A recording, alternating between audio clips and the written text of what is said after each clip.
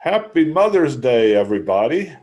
It's Sunday afternoon here at Geezerology at YouTube. And we need to fly through this pretty quick because I still need to call Mom. I haven't done that yet. So we won't waste too much time here today. Today, Bob is going to tell us about three of his favorite female artists, as our theme this month is going to be female performers. But before we go there, I just wanted to point everybody to Geezerology.com and have a look at the piece that Bob wrote this week on Woody Guthrie and how that related to his life and his childhood and his heritage. Bob, that was really nice. It really came from the heart, and I really enjoyed that piece. But I just wanted to know if there was anything that might have went on the cutting room floor that didn't get into the piece, or if you have anything to add what's already been written. Well, first off, thank you very much, Scott. And yeah, there was a lot of stuff that I left out. And I didn't get into the weird thing about my lineage, and that, my paternal grandparents came to this country in 1896. So I have a 3-generation span from 1896 here to 2021. And normally there would be at least maybe 4 or 5 generations in there, but because of the peculiarity of the men, in my family marrying late in life, we've really stretched out. And, I didn't know anything really about my maternal grandparents. My maternal grandfather was dead long before I was born, and my maternal grandmother had moved out to California. I think I saw her maybe once or twice in my entire life. And my paternal grandfather died when I was 12. My other grandmother died when I was 20.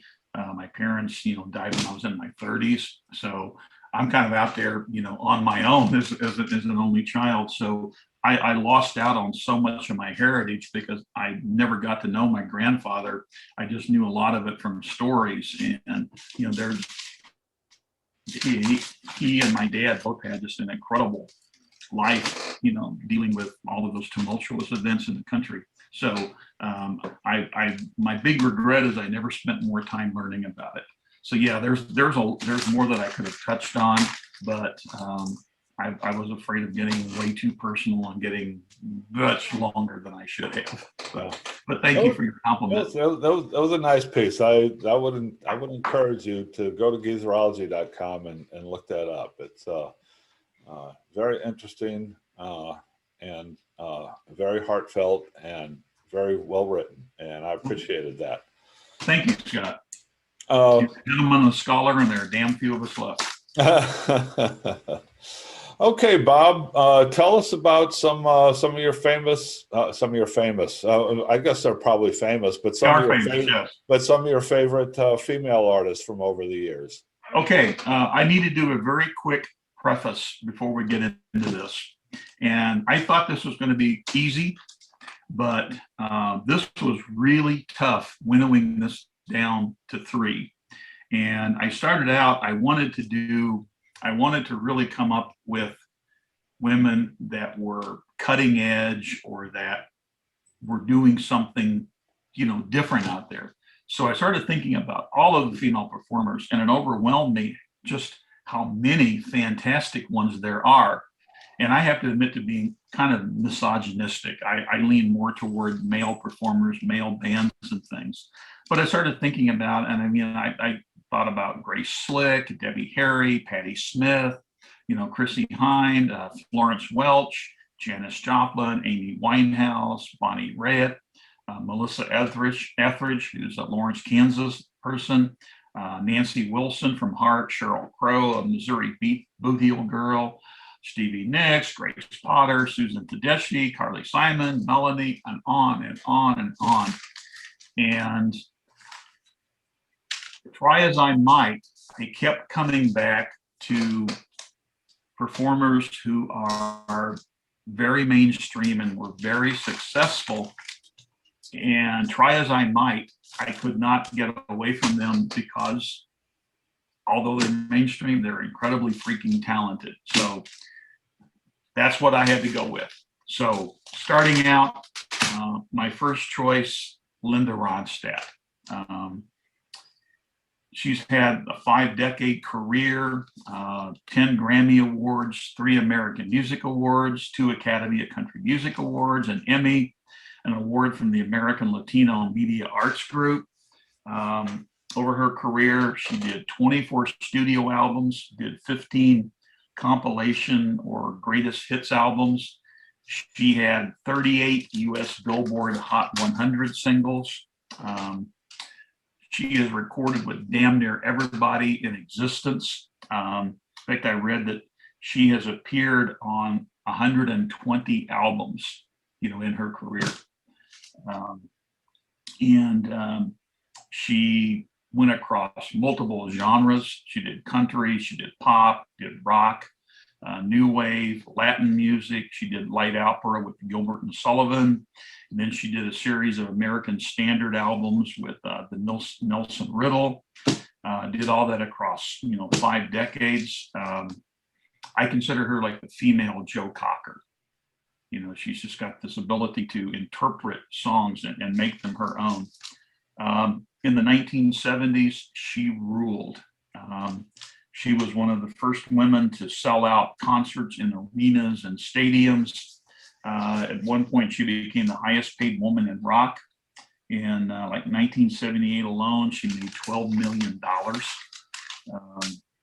In that same year, she sold 17 million albums, grossing over $60 million. And she did all of this with nothing but her incredible voice and her ability to pick great material and to hire fantastic backing musicians.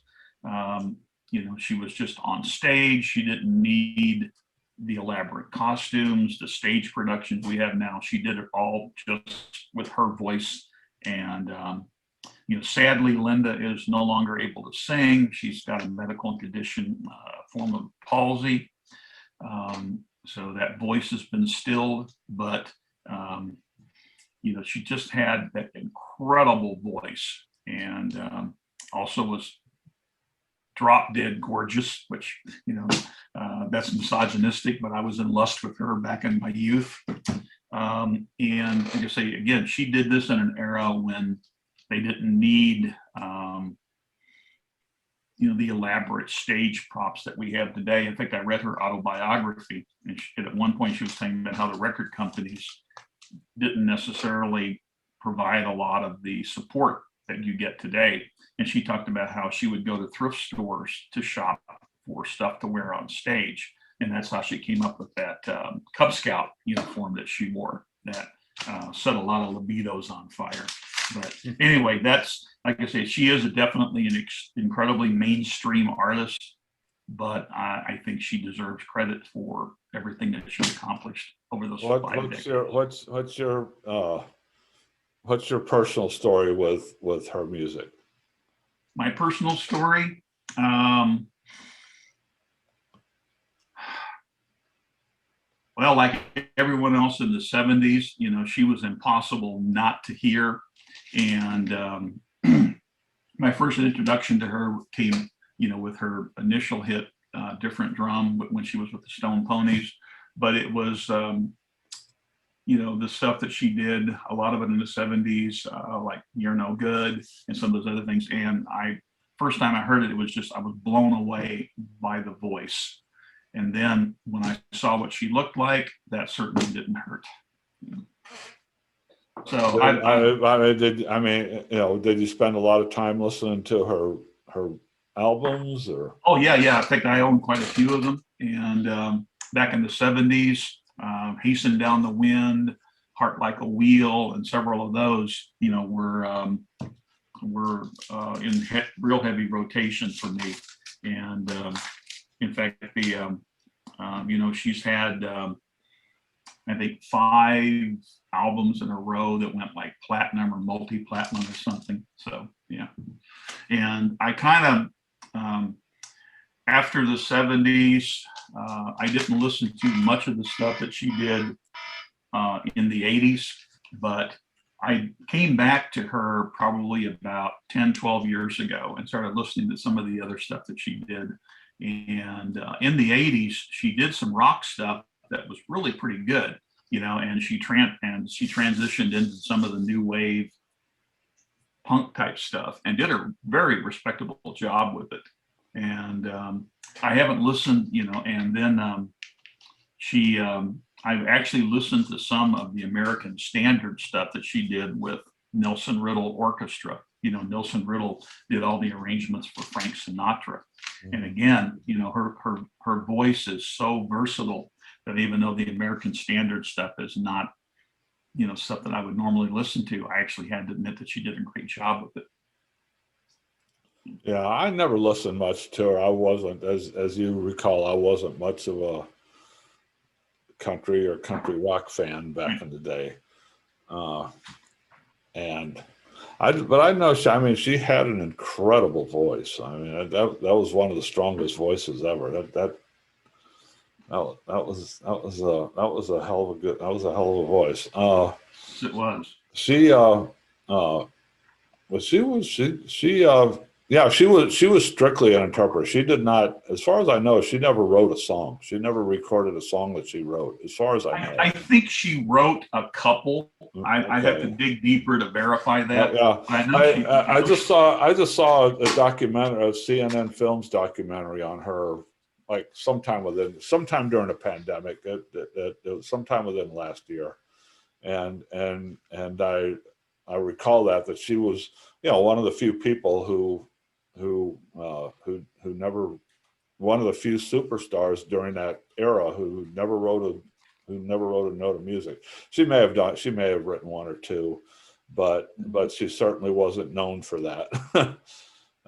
Pretty much everything she recorded was a cover, but pretty much every time you heard her sing a song on the radio, it was a Linda Ronstadt song. You know, it wasn't a cover of another song. You know, it was a Linda Ronstadt song. And there was a lot of stuff that was written for her. You know, Right. Warren Zevon wrote a lot of stuff Yeah. that went exclusively to Linda. And but she did play guitar. You know, she didn't do it on stage, but she was a guitarist. I don't think I've ever seen her play guitar. No, I didn't know about it until I read her autobiography, and then I did see some clips where she was doing guitar. But I think the guitar stuff is just stuff that she did, you know, on her own. And I think she might have used it to do some arrangements and stuff. And I think she was involved in the arrangements a lot of the songs. But you're right, she was not a songwriter, and that was never what she was known for. She had a strong voice. I enjoyed watching that documentary of her, and I've gone back and listened to some of her songs recently, especially after seeing that documentary. And yeah, it was good stuff. It just wasn't where my heart was at the time, and actually still isn't. But well, that's one of the differences. But I certainly give her props, man. She could sing. Yeah, and then, you know, and I couldn't ignore that when I was doing this list. And, you know, that's one of the big differences between you and me is I like country rock. So, and, you know, I don't hate the Eagles. So that's a big difference between you and me. So like I say, I just, you know, I had to give her props for the voice, and I had to admire her for being able to go across so many different genres, you know, and, you know, that she just didn't stick with one thing, and she was able to legitimately reinvent herself.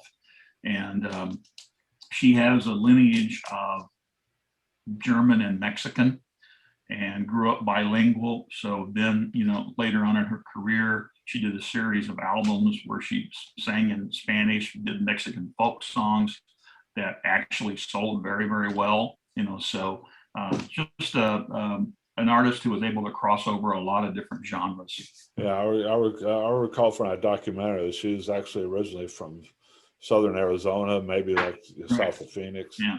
And and actually went to California to Southern California to start her career. And she was only like 18 years old when she moved to California to start Yeah, singing. very young. Hooked up with the Stone Ponies. Yeah. You know, and she also kind of broke some barriers because she was one of the, early females to break into the country rock thing. Right. And so she did kick down some barriers there. Yeah. Who's next?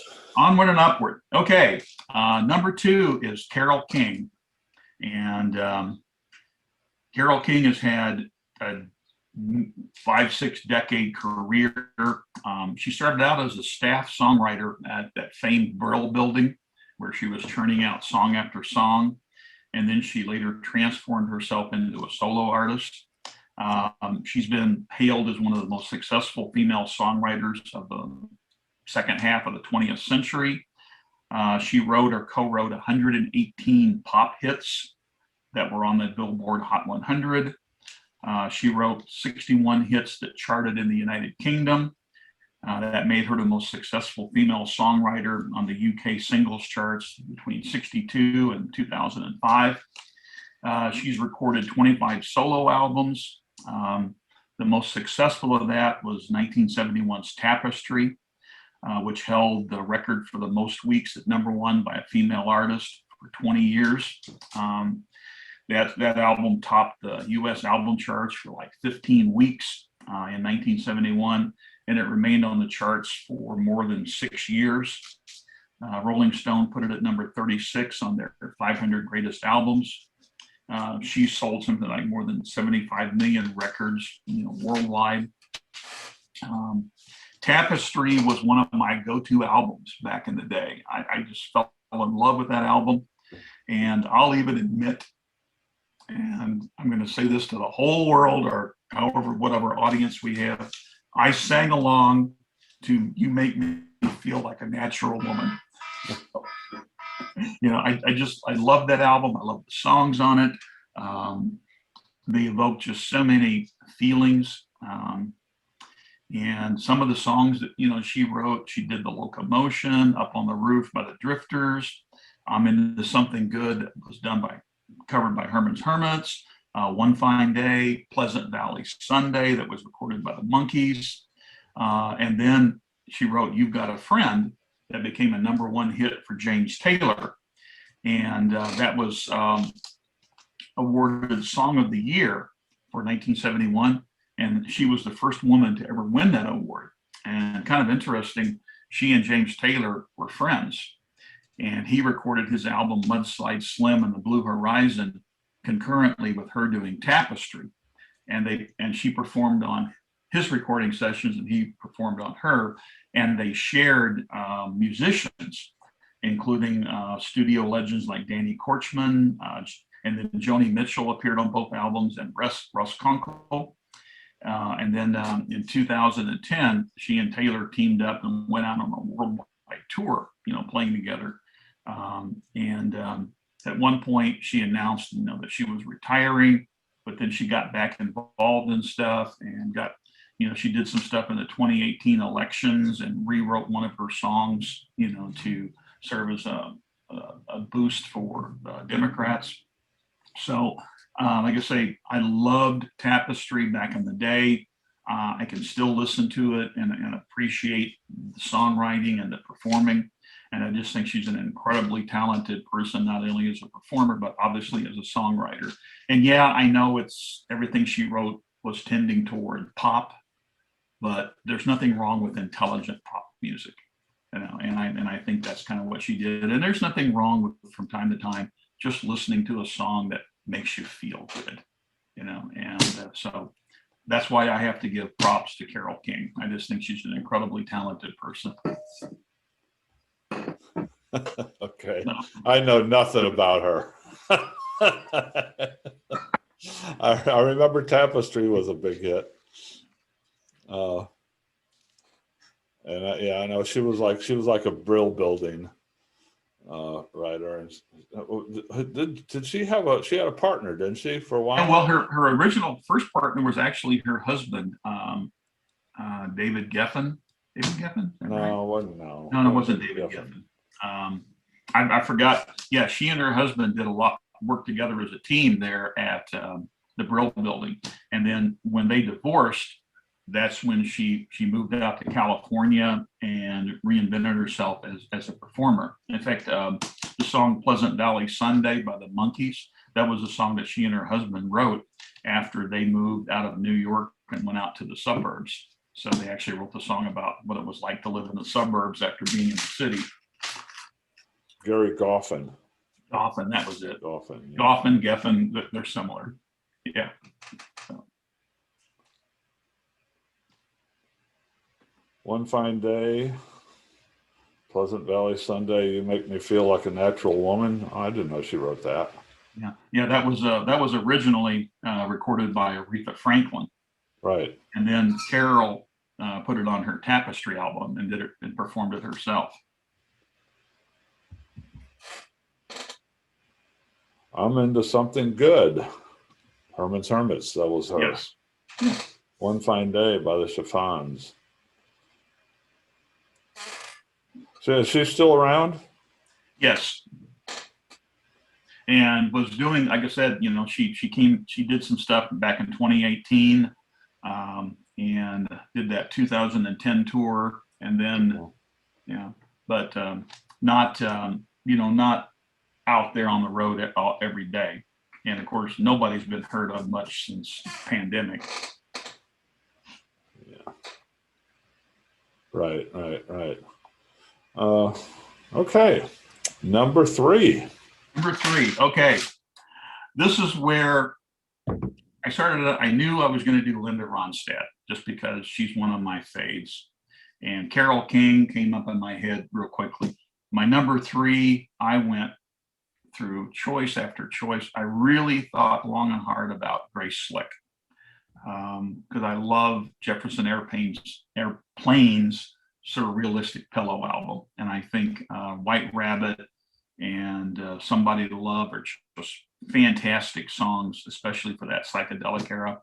But it was about the only thing that Airplane did that I really liked. So I kind of had to let her go because, you know, after that one album, there wasn't much else that I heard that I liked.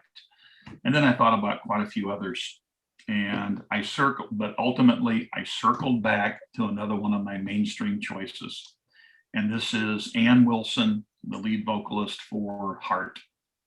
And it's kind of bad to single out Ann Wilson because Heart is really two sisters, Ann and Nancy Wilson.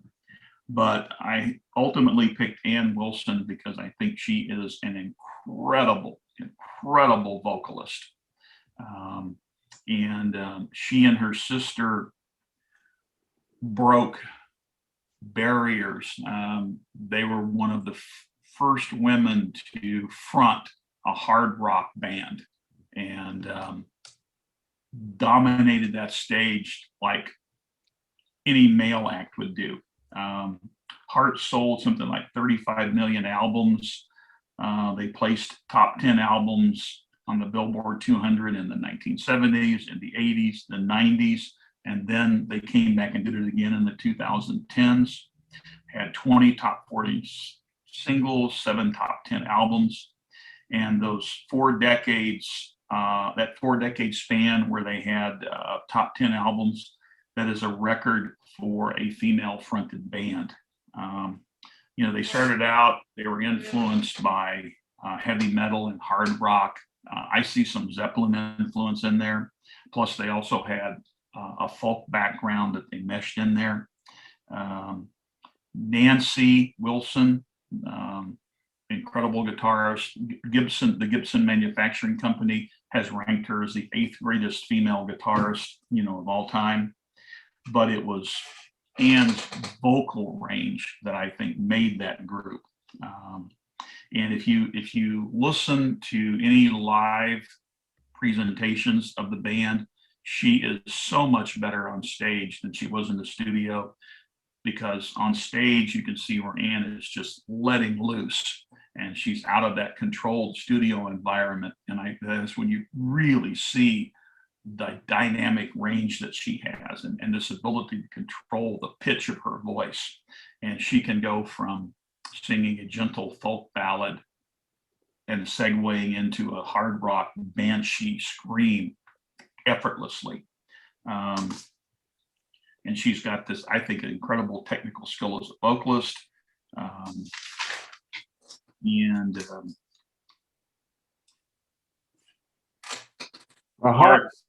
Oh, no, I thought you finished. I'm sorry.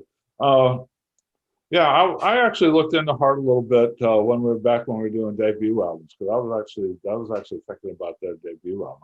I love that album that came out. And as I recall, Heart was actually a functioning band in Canada. Like the Wilson sisters did not, they weren't founders of Heart. They joined an already existing band, and then when they joined the band, and they obviously became the focal point of the band. Right. But yeah, it was something to do with each of the sisters was dating one of the members of Heart. And there were two brothers who were in Heart, and each of the sisters were dating the two brothers, and that's how they ended up joining the band. They actually moved. I'm just looking at their biography, and they actually moved. They were from California, from San Diego, and they actually moved to Canada to be with their boyfriends, and and that's how they ended up in Heart. I thought they were from Seattle. Oh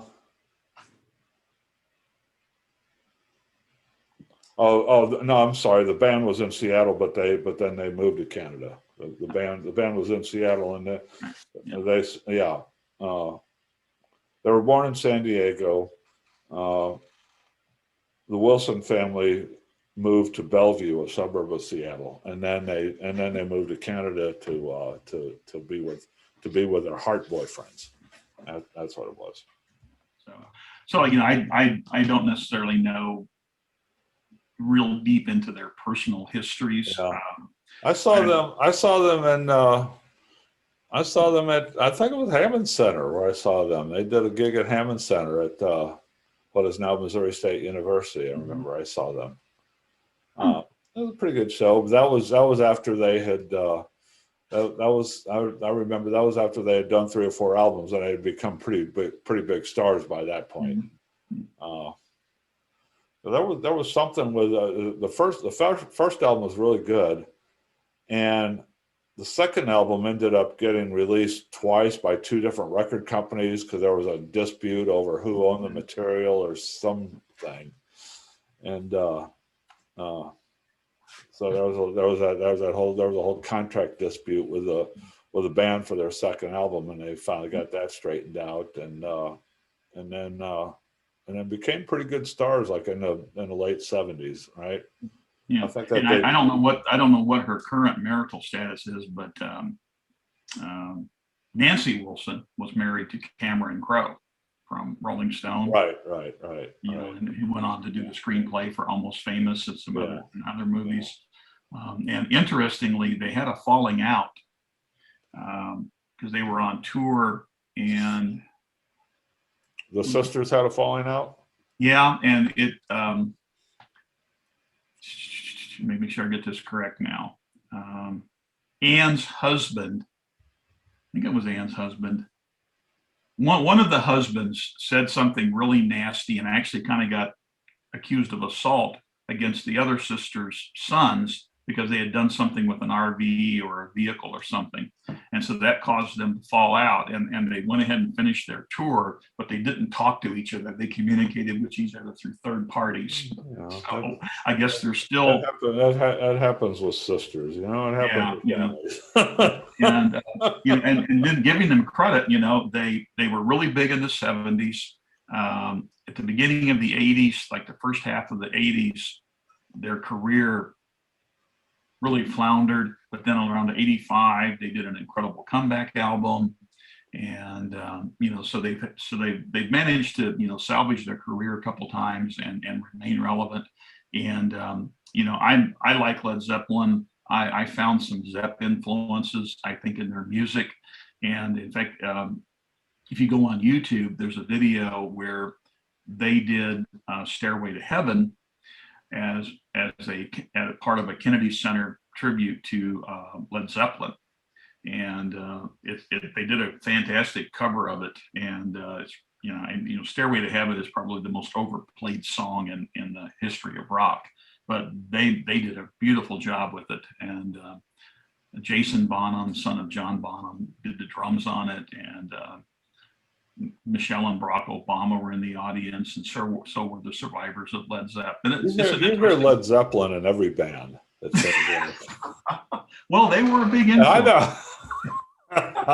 I mean, I never pick up on this stuff. I mean, but I think this is like the third or fourth band we've talked about in the last 2 or 3 weeks. If you said there's a lot of Led Zeppelin influence. I don't know. I can watch them on stage, and I listen to Ian's guitar, and I see Jimmy Page there. Really? Yeah, I do. Maybe I'm imagining it, but anyway, they had a problem. They had a problem during the MTV era. I remember, because Ann at some point gained a lot of weight. Yes. And MTV or their record label, I don't know who it was, but somebody decided that they didn't.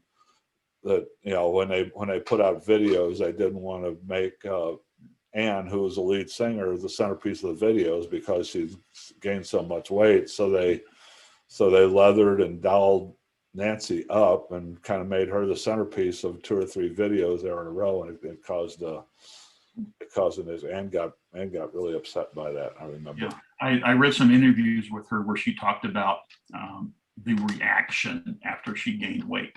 Yeah. And as a person who's battled weight issues all my life, I really I understood exactly what she was talking about. And nothing changed in her ability to sing or her talent. Right. But they didn't want to put her on camera so much. I remember. Yeah, true. But anyway, those are my 3, and I'm sure that when we reconvene next week, yours is probably going to be much different than mine. Yeah. I'll be going in a different direction.